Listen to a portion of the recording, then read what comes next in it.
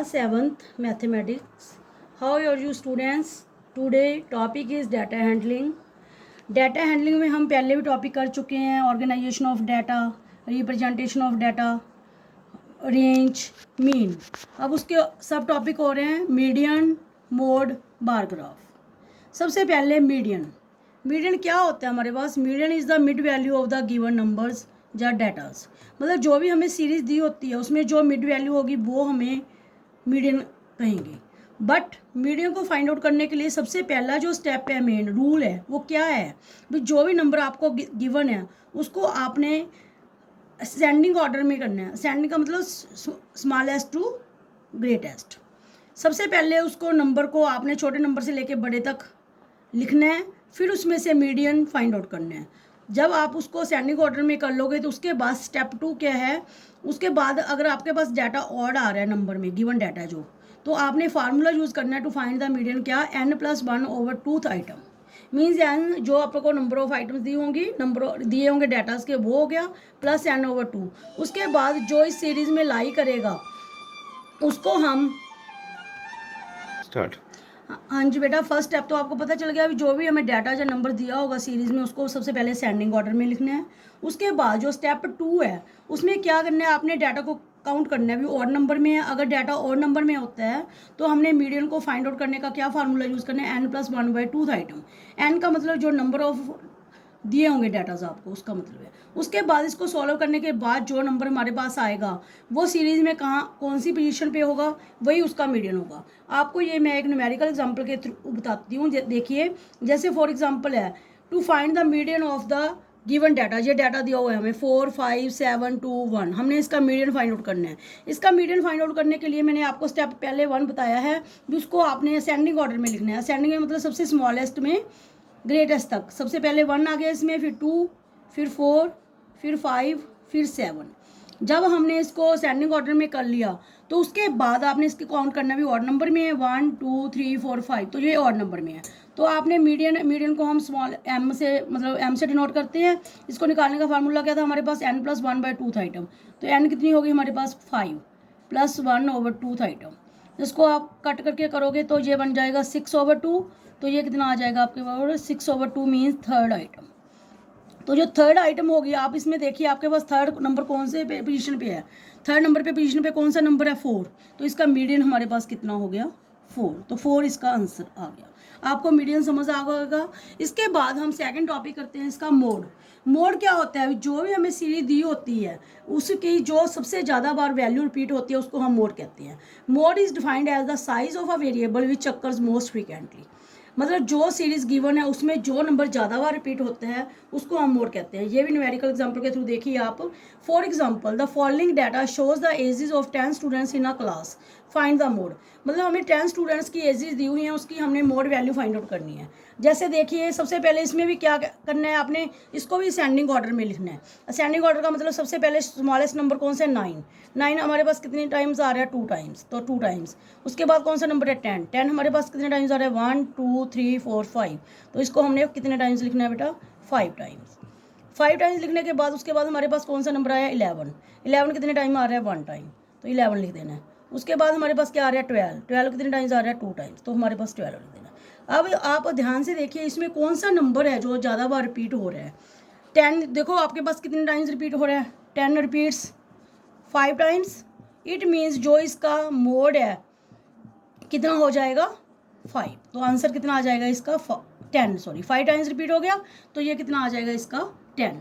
तो आपको पता चल गया भी मोड क्या होता है. जो भी हमें गिवन डाटा उसमें जो नंबर सबसे ज़्यादा बार रिपीट होगा वही उसका मोड होगा. इसको भी आपने सबसे पहले असेंडिंग ऑर्डर में लिखना है. थर्ड हम इसका सब टॉपिक करते हैं बार ग्राफ. बार ग्राफ हमारे पास क्या है? अभी अगर हमने क्लियरेंस देखने हैं, जो भी हमें डाटा गिवन है उसको रिप्रेजेंट करके हमें क्लियर पता चल जाता है क्या रिप्रेजेंट कर रहे हैं हम. अब bar graph is a graph that presents data with rectangular bars with the heights और lengths proportional to the values they represent. जो भी वैल्यूज हम दी हुई हैं उनको रेक्टेंगुलर बार्स में करते हैं, जो भी वैल्यू के अगेंस्ट है उसको रिप्रेजेंट करते हैं ग्राफ पे. The bars can be plotted vertically और हॉरिजॉन्टली. तो इसको आप देखिए भी कैसे करना है. ये भी मैं आपको एक न्यूमेरिकल एग्जांपल के थ्रू बताती हूँ. देखिए ध्यान से. स्टार्ट. बेटा ये बार ग्राफ मैंने आपको बताया था क्या होता है। रेक्टेंगुलर बार्स होते हैं जो हम हॉरिजॉन्टली और वर्टिकली रिप्रेजेंट करते हैं ग्राफ पे। इसकी एक एग्जांपल के थ्रू आप इसको देखिए। Number of children in 6 different classes are given below. हमें 6 क्लासेस के डिफरेंट नंबर की काउंट दी हुई है, तो रिप्रेजेंट करने इन्हें बार ग्राफ। जैसे क्लासेस दी हुई हैं, नंबर ऑफ चिल्ड्रन दी हुई है, 5th class, 6th class, 7th, 8th, 9th, 10th, उनके अगेंस्ट उनकी स्ट्रेंथ दी है। इसको बार ग्राफ पे हमने कैसे रिप्रेजेंट करना है ये देखिए। ये होगी हमारे पास OX हॉरिजॉन्टल और OY हमारे पास क्या होगी, वर्टिकल लाइन। O का मतलब ये क्या हो गया, ओरिजिन, जहाँ 0 से स्टार्ट होते हैं। सबसे पहले हमने नीचे कौन सी लेनी है, क्लासेस। क्लासेस लेने के लिए यहाँ कौन सी क्लास आ गई, तो इधर हमने क्या लेना है, number of children. Number of children हमारे पास हाईएस्ट कितने हैं, 80, लोएस्ट कितना 30। तो हम ये किस किस के डिफरेंस में ले लेंगे, 10 पे। स्केल जो है हम 1 सेंटीमीटर का कितना लेंगे, 10। जहाँ 10 होगा सेम लेना है, इसका जो गैप है हमारा स्केल में, ये 30 हो गया, 40, 50, ये हमारा 60, 70, हाईएस्ट कितना था हमारा 80। तो सबसे पहले हमने 5th क्लास का करना है। 5th क्लास में कितने नंबर ऑफ चिल्ड्रन है बेटा, 40। तो इसका जो है 40 पे हमने रेक्टेंगुलर बार्स मैंने आपको बोला था, तो 40 के अगेंस्ट इसका हमने ड्रॉ कर देना है। तो ये हमारे पास कौन सी क्लास आ गई बेटा, 5th, जहाँ हमने लिख देना है 5th। और यहाँ कितने आ गए नंबर ऑफ चिल्ड्रन, 40। उसके बाद जो सेकंड क्लास है वो कौन सी है, 6th, उसके कितने हैं नंबर ऑफ चिल्ड्रन, 50। तो ये हमने सेम गैप पे लेना है, इसका कितना रिप्रेजेंट कर देना है हमने 50 के अगेंस्ट। तो ये हमारे बन गए number of children in class 6th, कितने हो गए बेटा, 50। तो ये कौन सी क्लास आ गई, 6th। उसके बाद 7th क्लास में कितने स्टूडेंट्स हैं, 70। तो ये 70 के कितने स्टूडेंट है 7th में हमारे पास, 70। तो 70 के अगेंस्ट बनाना है हमने। तो 70 के अगेंस्ट यहाँ आ जाएगा हमारे पास, सेम गैप पे बनाना है ये।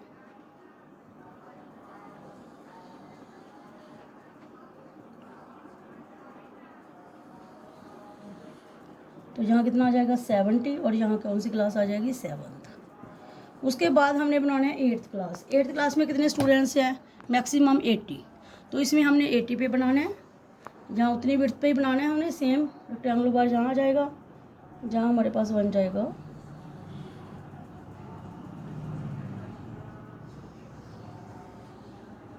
80। तो ये कौन सी क्लास होगी, 8th। उसके बाद हमने बनाना है जो ये हॉरिजॉन्टल लाइन है, इसको आप एक्सटेंड कर लो। अब 9th क्लास का बनाना है। 9th क्लास में हमारे पास कितने स्टूडेंट्स हैं बेटा, 60। तो 60 का हम कैसे बनाएंगे, 60 के अगेंस्ट देखिए ध्यान से, जहाँ 60 के अगेंस्ट यहाँ आ जाएगा। तो ये कितना आ गया, 60। कौन सी क्लास आ गई, 9th। उसके बाद हमने बनानी है 10th। 10th में हमारे पास कितने स्टूडेंट्स हैं, 30। कितने स्टूडेंट्स हैं 10th में, 30 सबसे मिनिमम। तो 30 पे इसका भी सेम गैप पे बनाना है हमने, 30 के अगेंस्ट। तो ये हमारे पास बन गया हॉरिजॉन्टल लाइन को स्टैंड करके, ये हमारे पास क्या बन गया, 30। ये होगी हमारे पास 10th। तो हमने जो हॉरिजॉन्टल लाइन है उस पर क्या ली है, क्लासेस। क्या ली है उसको लिखना है आपने भी नीचे। हमने क्या हॉरिजॉन्टल लाइन पे रिप्रेजेंट किया, और जो वर्टिकल लाइन पे हमने क्या रिप्रेजेंट किया, नंबर ऑफ चिल्ड्रन। तो जो आपको बार ग्राफ है, ग्राफिकल रिप्रेजेंट करना है, उसका समझ आ गया होगा भी कैसे हमने रिप्रेजेंट करना है। इसको देख लिया बेटे आपने, इसको ध्यान से। आप इसको शेड भी कर सकते हो बेटा, अगर आपने बार ग्राफ को शेड करना है तो आप इसको शेड भी कर सकते हो ऐसे सभी को, समझ गए बेटे।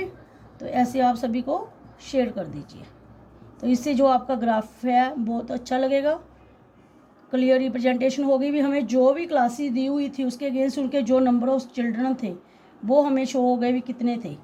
तो इससे हम ग्राफिकली रिप्रेजेंट से इसको रिप्रेजेंट कर सकते हैं। नीचे कौन सा लेना है, क्लासेस, और उसके अगेंस्ट ऊपर कौन सा लेना है हमने, वाई एक्सिस पे क्या लेना है, जो वर्टिकली है उस पर लेना है नंबर ऑफ चिल्ड्रन। तो ईच क्लास के अगेंस्ट ऐसे आप सभी को ही शेयर कर सकते हो बेटा। जैसे मैंने ये 3 किए हैं, बाकी को भी कर सकते हो। तो इस टॉपिक में आपने median, mod and bar graph को समझ लिया होगा। Thank you.